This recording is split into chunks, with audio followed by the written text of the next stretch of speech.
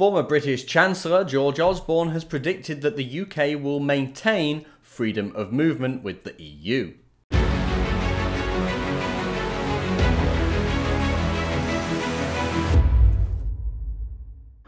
Freedom of movement is one of the 4 freedoms of the European Union. So when we leave the EU, we were expected to scrap freedom of movement. In fact, that's one of the things we voted for. If you were a Brexiteer, we voted to leave the EU so that we could control our own borders and freedom of movement would go. And one of the reasons Barnier has been so difficult to negotiate with is because of this freedom of movement issue. In order to stay in their internal market, we have to keep freedom of movement, along with the 3 other so-called freedoms. Now, the politicians want us to stay in this internal market, despite the fact that we voted to leave it. But hey-ho, what's reality these days? The politicians don't seem to care about anything. You'll say one thing, they'll do the other. Barnier has advised the politicians at every step of the way throughout these negotiations that have been going on for, well, 2 years now. Two years. Crazy. Every step of the way, he's reminding them that it simply isn't possible to stay in the internal market without having those 4 freedoms. So it's interesting to hear that George Osborne is predicting that the UK will maintain freedom of movement. I wonder if that's a sign of things to come. Sky reports on this and they say, George Osborne has predicted there will still be free movement of people after Brexit, hinting that his close friend Michael Gove supports the idea.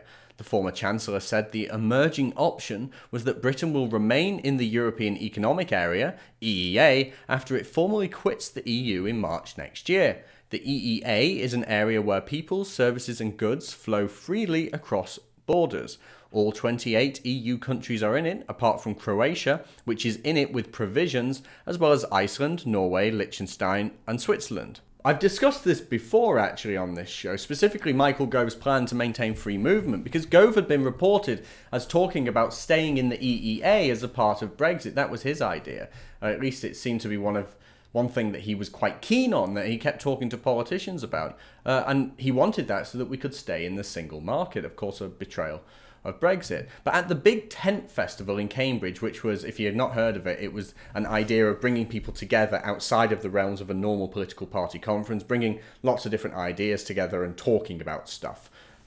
When I say lots of different ideas, you can bet the only people there were Lib Dems, Tories and Labour, but I digress. Osborne said at this festival, I first started having conversations about Europe with him when we were 18 years old.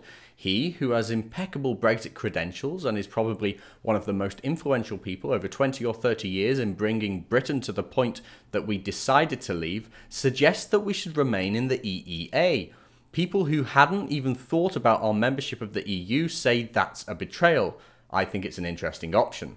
So, could we stay in the EEA as part of this Chequers deal? Or at least a change of the Chequers deal, a renegotiation? Could the new plan be to stay in the EEA and maintain freedom of movement? Well, I've said for a while, actually, that I think Theresa May is going to maintain freedom of movement. She's just going to rename it. And in fact, that's what the provisions are in the Chequers deal. She says that freedom of movement will go, but it still makes it easier for people across Europe to come to the UK as opposed to the rest of the world. That's free movement in my books.